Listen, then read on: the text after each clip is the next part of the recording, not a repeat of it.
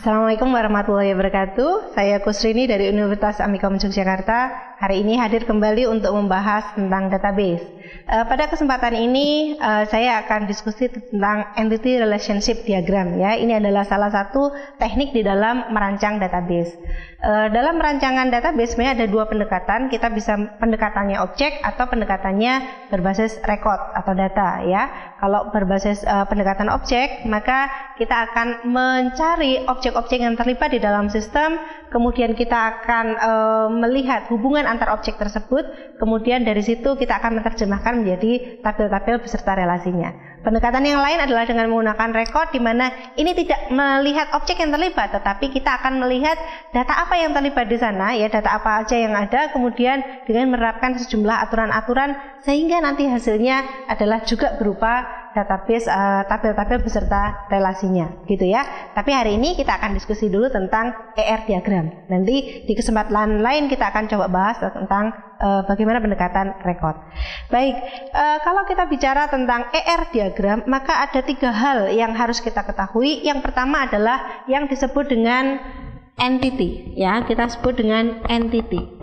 Ya, entity itu apa? Entity adalah terkait suatu objek, ya, ataupun kejadian atau thing, ya. Entity adalah thing, objek yang kita bahas, yang akan kita catat dan kita simpan. Contohnya yang termasuk di dalam entity ini adalah objek mahasiswa, ya.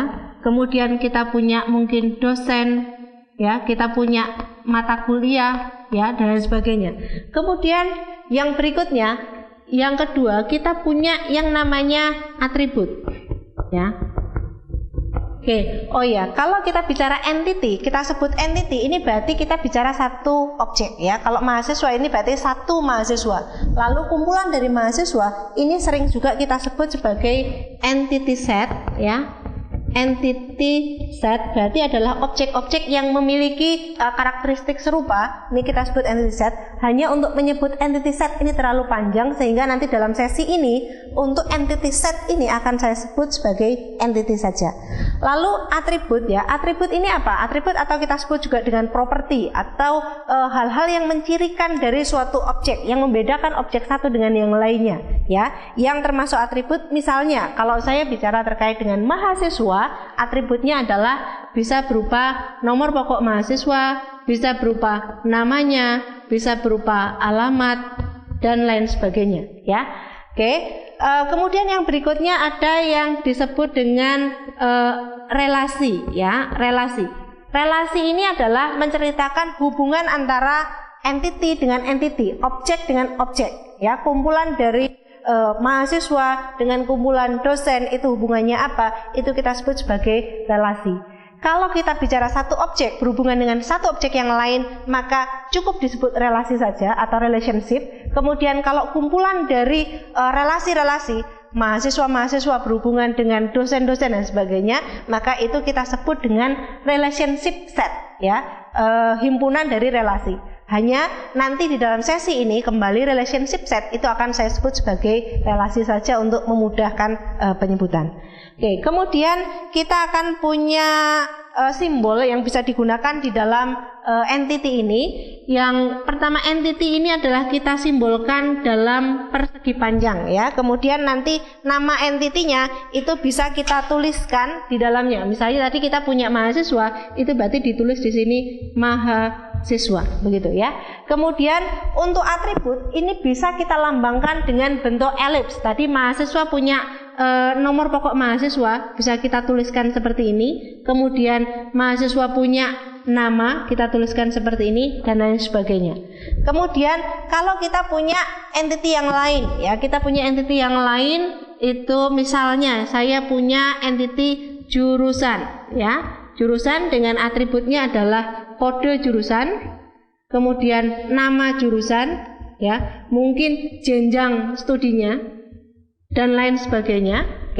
Kemudian entity ini, entity jurusan dengan mahasiswa, kita bisa hubungkan dengan relasi. Dalam hal ini relasinya kita gambar dengan bentuk diamond, ya. Lalu kita sebutkan nama hubungannya apa? Mahasiswa memiliki jurusan, maka di sini akan saya tulis relasinya adalah memiliki, gitu ya. Jadi ini adalah konsep dasar. Di dalam ER diagram kita kenal 3 hal. Tadi ada entity set atau entity ya, yang kita tulis dengan bentuk kotak persegi panjang. Kemudian atribut ya, untuk melihat properti dari objek itu kita tulis dalam bentuk elips. Kemudian yang menghubungkan antar entity ini kita sebut sebagai relasi ya. Oke. Kemudian setelah kita memiliki hubungan seperti ini, hal lain yang harus kita perhatikan adalah dalam sebuah entity itu kita perlu menentukan mana yang menjadi primary key. Ya, ada istilah lagi yang namanya primary key. Saya tulis di sini ada primary key. Primary key atau kunci utama. Apakah itu primary key? Primary key adalah atribut yang kita pilih ya, di antara atribut-atribut yang dimiliki oleh suatu entity yang nantinya akan dipakai sebagai penghubung dengan entity yang lain ya. Mungkin saya bisa ilustrasikan dalam bentuk tabel ya, karena nantinya ini juga akan kita susun dalam bentuk tabel. Sebuah entity nanti akan diimplementasikan menjadi sebuah tabel. Misalnya ini ada mahasiswa, oke. Kemudian mahasiswa itu akan dibuat baris dan kolom ya. Kolomnya adalah untuk atribut-atributnya. Di situ ada NPM, ada nama, ada alamat dan lain sebagainya. Kemudian datanya akan ada di sini. Misalnya nomor 1, ini namanya Siti ya, alamatnya Jogja. Oke, ada objek yang kedua, namanya Budi misalnya, alamatnya Klaten dan lain sebagainya. Kemudian bisa saja berikutnya saya akan menyimpan data KRS ya. KRS itu berarti menyimpan mahasiswa ini semester tertentu itu mengambil mata kuliah apa gitu ya. Berarti saya punya data KRS. Dalam KRS ini yang diperlukan adalah penyimpanan mengenai waktu. Oke, waktu itu bisa diwakili dengan tahun, kemudian semester, kita bicara kapan ya waktunya itu, kemudian mata kuliah apa yang diambil ya. Selain itu juga mahasiswa yang mengambil. Nah, ketika kita bicara mahasiswa yang mengambil, maka bisa saja kita catat semua NPN, nama, alamat, ini kita pindahkan ke sini ya. Tetapi kalau terjadi seperti itu, maka akan ada redundansi, ada data yang disimpan secara berulang-ulang. Maka supaya tidak perlu semuanya dibawa ke sini, kita perlu wakil dari tabel mahasiswa ini ya, yang kita sebut tadi dengan sebutan primary key. Nah, untuk memilih wakil salah satu atau salah beberapa dari atribut-atribut yang ada, maka kita perlu menerapkan syarat di dalam primary key ini. Primary key syaratnya yang pertama adalah dia harus bersifat unik ya, unik, bisa membedakan satu dengan yang lainnya. Oke, kemudian dia juga minimal, atau banyak yang mendefinisikan tidak ada subset yang bisa menjadi primary key ya. Kalau saya punya tadi ada himpunan yang terdiri dari NIM, kemudian atau NPM ya, NPM, nama, alamat ya. NPM ini sifatnya unik ya. Kemudian kalau saya gabungkan NPM dan nama itu juga unik ya, atau kita biasa sebut dengan super key itu. Apa yang bisa membedakan satu dengan yang lain itu kita sebut sebagai super key. NPM nama juga unik, tapi NPM nama tidak boleh menjadi sebuah primary key karena NPM sendiri itu sudah bisa menjadi primary key. Jadi dia yang diambil harus yang minimal. Kemudian syarat yang ketiga adalah tidak boleh bernilai 0 ya. Tidak bernilai 0. Oke. Kalau nanti ada primary key yang bernilai 0, nanti kita akan bingung untuk menghubungkan dengan tabel yang lain. Nah, dengan ketentuan tersebut, maka dalam hal ini kita bicara mahasiswa tadi, NPM, nama, alamat, yang bisa dipilih sebagai primary key adalah yang NPM ini. Sehingga di KRS kita tidak perlu mencantumkan nama, alamat dan sebagainya, tetapi cukup disebutkan di sini adalah NPM-nya. Oke, lalu berikutnya yang mewakili mata kuliah. Nanti dengan cara yang sama kita akan pilih primary key dari mata kuliah sehingga dia akan punya wakil di sini. Inilah yang kita sebut sebagai primary key. Ketika suatu atribut di tempatnya sendiri di tabel mahasiswa dia menjadi wakil. Nah, dalam ER diagram, dalam simbol-simbol ER diagram ini yang menjadi primary key kita berikan lambang garis bawah untuk membedakan dengan yang lainnya. Oke, Kemudian selain primary key, kita juga perlu mendefinisikan yang namanya foreign key. Foreign key atau kunci tamu ya. Apa itu foreign key? Yaitu primary key di tempat lain ya yang berada di sini. Tadi saya sebutkan bahwa NPM ini adalah primary key di tempat mahasiswa. Di sini dia bukan sebagai primary key, tetapi karena posisinya adalah mewakili mahasiswa, maka NPM di dalam KRS ini kita sebut sebagai foreign key ya. Jadi kunci tamu ya, primary key-nya di tempat lain. Oke. Lalu di primary key ini tadi, kembali pada primary key, tidak selalu bahwa primary key itu nilainya tunggal, hanya satu atribut. Dalam satu kejadian bisa jadi dalam sebuah tabel itu kita memerlukan lebih dari satu atribut. Sebagai contoh di KRS ini, katakanlah ini ada kemudian ada kode mata kuliah. Di sini kita punya tahun, semester, NPM, dan kode ya. Kita coba isi beberapa datanya. Misalnya di tahun ini 2017 semester 1 NPM 1 dia mengambil kode A. Tahun 2017 semester 1 NPM 1 mengambil B. 2018 semester 2 NPM 2 mengambil A. 2018 semester 2 NPM 2 mengambil B misalnya ya. Misalnya kita punya data seperti ini. Maka kalau kita ingin memilih mana yang bisa menjadi primary key ya, kalau kita bicara tahun jelas dia tidak mungkin karena tahun ini nanti sifatnya adalah tidak unik. Kemudian semester juga tidak unik, NPM juga tidak unik, kemudian kode pun tidak unik ya. Bisa jadi kita punya atribut yang lain ya. Misalnya di sini juga ada nilai begitu, ini dapat nilai A, B, A misalnya ya.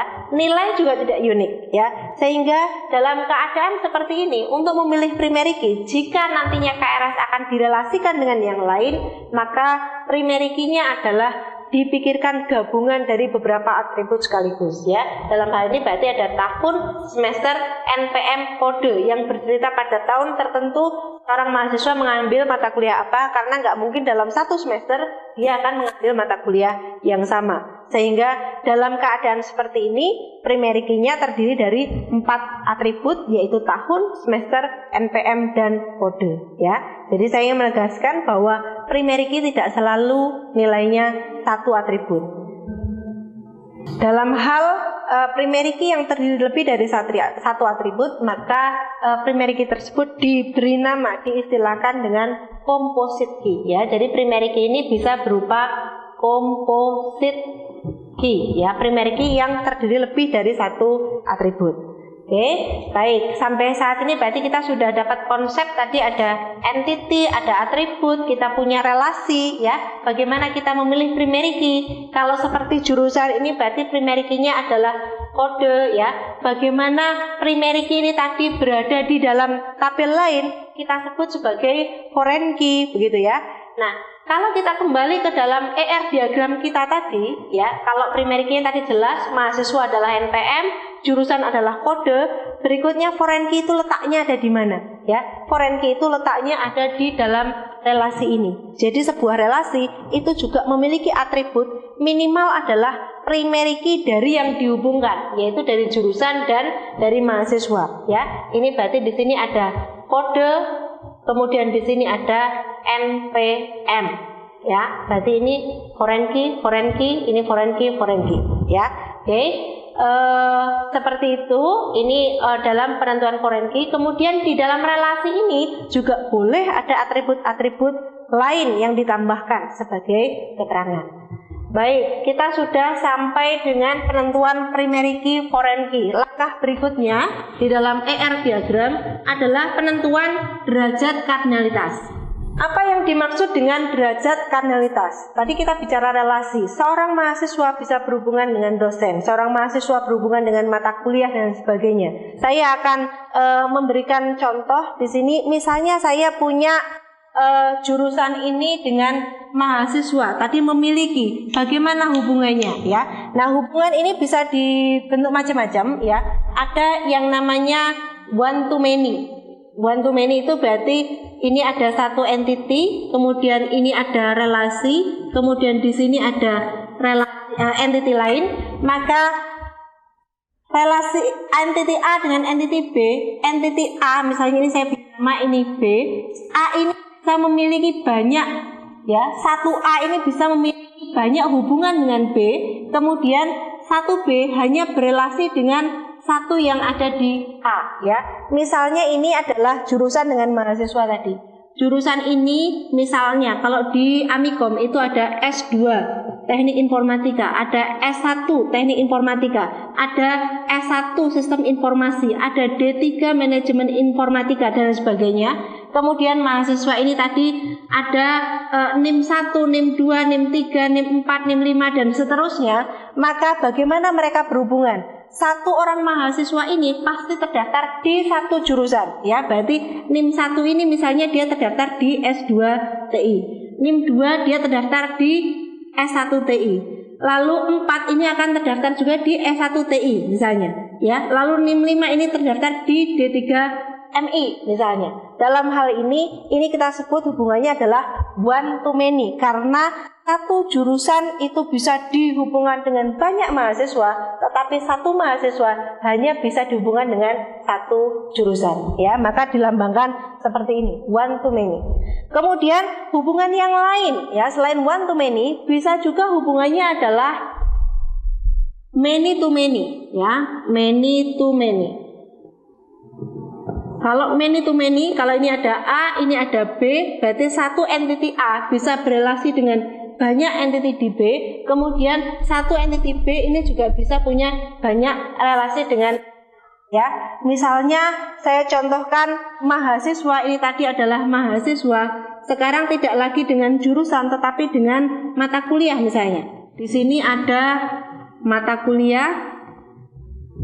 Mata kuliah itu misalnya saya sebut aja kodenya ada A, ya, B, C, D dan seterusnya. Dalam satu semester satu mata kuliah ini diikuti oleh banyak mahasiswa, ya. Kemudian mahasiswa nomor 1 ini tidak hanya mengambil mata kuliah A, tapi dia juga mengambil mata kuliah B, ya. Mungkin juga mengambil mata kuliah D, ya. Mahasiswa nomor 4 ini mengambil C dan D dan seterusnya. Sehingga di sini satu mata kuliah diambil oleh banyak mahasiswa dan satu mahasiswa bisa mengambil banyak mata kuliah, bisa dua sisi. Maka ini kita sebut dengan hubungan many to many, ya. Lalu ada lagi hubungan yang lain adalah one to one, di mana A ini hanya bisa berhubungan dengan satu B dan satu B bisa berhubungan dengan satu A saja, ya. Jadi ada 3 bentuk seperti ini, bisa one to many atau many to one. Saya rasa ini sama aja, hanya sudut pandangnya yang berbeda. Kemudian ada yang many to many dan ada yang one to one. Nah, dalam menyebutkan ini satu ini bisa bervariasi. Kalau satunya bentuknya adalah seperti ini adalah minimal 1 maksimal 1. Artinya ketika dia berhubungan, satu mahasiswa berhubungan dengan memiliki satu jurusan, itu minimal 1. Tidak boleh ada mahasiswa yang tidak memiliki jurusan. Berarti itu minimal 1 maksimal 1. Tapi berhubungan yang lain bisa jadi minimal 0 maksimal 1. Misalnya seorang wanita boleh menikah dengan satu laki-laki dalam satu waktu. Boleh menikah, artinya maksimal 1. Tapi boleh saja ini tidak menikah, belum menikah, sehingga ini hubungannya adalah 0, ya. Nah, kalau kita ingin membuat yang minimal 0 maksimal 1, ini berarti kita buatnya seperti ini, ya. Oke, bentuknya seperti ini. Demikian pula dengan yang many tadi. Ini bisa saja bentuknya adalah seperti ini. Kalau kita buat detail, berarti ini minimal 1 maksimal banyak, ya. Misalnya dosen dengan keahlian, ya. Dosen itu minimal punya satu keahlian, ya. Masa dosen tidak punya keahlian, nanti mau ngajar apa, gitu kan? Tetapi dosen juga bisa multitalenta, dia punya banyak keahlian, maka minimal 1 maksimal banyak. Lalu ada juga kalanya ini misalnya minimal 0 maksimal banyak, ya. Misalnya adalah mahasiswa mengambil suatu mata kuliah pada semester tertentu, ya, bisa ngambil banyak, tetapi ada kalanya mahasiswa itu cuti sehingga dia tidak mengambil mata kuliah sama sekali, sehingga bisa 0, minimal 0, maksimal banyak, ya. Jadi kalau mau dibuat detail nanti lambangnya bisa seperti ini. Oke, baik. Setelah dibuat seperti ini, maka berikutnya adalah kita tentukan derajat kardinalitasnya ya. Tadi kita punya jurusan dengan mahasiswa, maka derajat kardinalitasnya bisa kita tentukan. Di sini satu jurusan itu memiliki banyak mahasiswa, bentuknya begini ya. Satu jurusan minimal 0 mahasiswa. Kenapa minimal 0? Karena ketika di-create bisa jadi jurusan itu belum memiliki mahasiswa. Jadi ini minimal 0 ya. Kemudian satu mahasiswa itu memiliki satu jurusan. Saya berikan lambang begini ya. Minimal 1, maksimal 1, karena ketika seseorang mahasiswa itu teridentifikasi sebagai mahasiswa, maka dia minimal memiliki satu jurusan. Oke, ini adalah konsep dasar di dalam entity relationship diagram. Oke, dalam berhubungan satu entity dengan yang lainnya bisa saja secara ideal seperti ini, satu entity berhubungan dengan satu entity yang lain, tapi terkadang entity itu harus berhubungan dengan relasi antar entity. Terkadang satu entity bisa berhubungan dengan banyak entity, ataupun satu entity itu dihubungkan dengan banyak relasi terhadap entity yang lain ya. Mungkin saya akan berikan gambaran yang lebih kompleks, saya tambahkan di sini. Ini yang lain saya hapus dulu. Oke, tadi kita memiliki dua entitas, yaitu jurusan dan mahasiswa. Saya ingin menunjukkan bahwa di dalam sebuah sistem ER diagram bisa saja satu entity itu berhubungan dengan relasi dari entitas, hubungan entitas yang lain atau yang lainnya. Oke, misalnya begini, saya punya entity yang lain yaitu dosen. Ya, dosen itu atributnya adalah nomor induk pegawai ya, NIP, kemudian nama, alamat. Oke, kemudian saya punya entitas yang lain yaitu mata kuliah. Mata kuliah yang atributnya adalah ada kode, ada nama mata kuliahnya, kemudian ada SKS-nya. Oke. Dosen berhubungan dengan mata kuliah, dalam hal ini relasinya adalah mengajar ya, mengajar. Oke. Primary key dari dosen adalah NIP, tadi yang memenuhi 3 syarat tadi, yaitu unik, minimal, dan tidak boleh bernilai 0. Mata kuliah adalah kode primary key-nya. Lalu derajat kardinalitasnya, satu dosen bisa mengajar banyak mata kuliah sekaligus ya, tapi bisa 0 karena mungkin saja dosen itu pada suatu waktu, pada suatu semester dia tidak mengajar. Kemudian mata kuliah itu bisa diajarkan oleh dosen dan juga bisa jadi sedang tidak diselenggarakan sehingga minimal 0. Kemudian di dalam mengajar ini, relasi mengajar bisa kita lengkapi dengan primary key dari dua entitas yang dihubungkan. Berarti di sini ada NIP ya, yang berlaku sebagai foreign key nantinya. Kemudian ada kode yang juga berlaku sebagai foreign key. Saya garis bawah 2 yang foreign key. Boleh juga ditambah atribut yang lain. Misalnya ini tadi ditambahkan dengan tahun, semester. Kejadiannya kapan? Oke. Lalu mahasiswa itu akan berhubungan dengan dosen, ya, diajarkan oleh dosen. Mahasiswa juga berhubungan dengan mata kuliah. Maka kalau kita ingin memberikan relasi antara mahasiswa dengan dosen atau mata kuliah, kemana kita harus memberikan relasi? Kalau kita hubungkan dengan dosen, maka kita tidak akan tahu bahwa mahasiswa itu sedang berhubungan dengan dosen tersebut terhadap mata kuliah apa. Demikian pula sebaliknya, kalau saya hubungkan dengan mata kuliah, mahasiswa berhubungan dengan mata kuliah tertentu, tapi kita tidak tahu dengan dosen yang mana di dalam perkuliahan tersebut. Maka dalam hal ini mahasiswa bisa berelasi dengan mengajar. Oke, bisa berelasi dengan mengajar. Ya, ini mungkin kita sebut aja mengikuti. Oke. Nah, dalam hal seperti ini berarti primary key dari mengajar harus kita tentukan. Ya, tadi primary key saya sampaikan boleh satu atribut, boleh lebih dari 2 atau lebih dari satu atribut yang kita sebut dengan composite key. Nah, kalau kita bicara mengajar ini ada NIP, ada tahun, semester, kode, tadi 4-4-nya menjadi primary key, ya, 4-4-nya menjadi primary key, berarti ini 4-4-nya kita tarik ke sini. Tetapi ada pilihan lain. Ketika kita punya primary key itu tidak cukup baik untuk dijadikan primary key, baik itu lebarnya yang terlalu besar ataupun jumlahnya yang terlalu banyak, ataupun memang dalam sebuah entity tidak ada yang memenuhi syarat sebagai primary key, maka kita bisa memberikan kunci alternatif. Ya, kunci alternatif ini adalah atribut ya dari suatu entity atau relasi yang sebenarnya tidak ada di dunia nyata, tapi kita ada-adakan supaya bisa kita jadikan primary key dan direlasikan dengan yang lain. Jadi ini misalnya di sini bisa saya tambahkan dengan ID mengajar. Oke, ini sebagai kunci alternatif ya. Ini sebagai primary key, sehingga di mengikuti ini akan ada NPM sebagai foreign key-nya dan ID mengajar.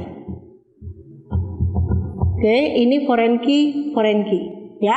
Derajat kanalitasnya satu mahasiswa itu bisa mengikuti banyak kelas mengajar, satu kelas mengajar diikuti oleh banyak mahasiswa ya.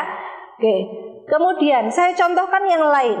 Dosen dengan mahasiswa tidak selalu berhubungan di dalam perkuliahan, tetapi juga bisa jadi mahasiswa itu memerlukan dosen wali atau dosen pembimbing, sehingga ini di sini bisa kita tentukan bahwa mahasiswa itu berhubungan dengan dosen, misalnya sebagai pembimbing ya. Pembimbing ini berelasi satu dosen akan memiliki banyak mahasiswa bimbingan, satu mahasiswa bimbingan akan memiliki, tergantung sistem akademiknya. Kalau mensyaratkan satu pembimbing saja berarti ini seperti ini. Tapi kalau di sana boleh memiliki lebih dari satu pembimbing, maka ini bisa menjadi banyak ya, tergantung dari sistem akademiknya. Kemudian dosen juga bisa berhubungan dengan mahasiswa sebagai dosen wali ya, ini wali. Oke, ini berarti akan ada hubungan mahasiswa dengan dosen. Satu mahasiswa akan memiliki satu dosen wali akan dimiliki oleh banyak mahasiswa. Sehingga di sini bisa kita lihat relasinya tadi bisa seperti ini yang normal-normal saja, satu entitas berhubungan dengan satu entitas ya. Dosen dengan mata kuliah juga normal-normal saja, tapi mahasiswa dengan mata kuliah dan dosen relasinya tidak dengan entitas melainkan dengan relasinya. Lalu antara dosen dengan mahasiswa ini bisa memiliki lebih dari satu relasi. Bahkan relasi itu juga bisa berhubungan dengan dirinya sendiri. Sebagai contoh mata kuliah itu bisa berelasi dengan dirinya sendiri. Misalnya suatu mata kuliah itu memiliki prasyarat mata kuliah yang lain, maka di sini ada relasi prasyarat. Oke, sehingga bentuk dari relasi ini akan sangat tergantung bagaimana kebutuhan sistem kita. Oke, saya rasa sesi ini cukup ya. Kita sudah bahas tentang ER diagram, bagaimana tadi tentang entity, atribut, relasi ya, kemudian primary key, foreign key, ada composite key, ada kunci alternatif, kemudian juga bagaimana kita punya derajat kardinalitas ya, sudah kita bahas. Lalu termasuk bentuk-bentuk relasi yang memungkinkan di dalam sebuah sistem database ya. Di sesi berikutnya kita akan bahas bagaimana mengoptimalisasi ER diagram yang kita punya, kemudian juga bagaimana mengimplementasikan ER diagram ini menjadi relasi antar tabel. Terima kasih, semoga bermanfaat. Assalamualaikum warahmatullahi wabarakatuh.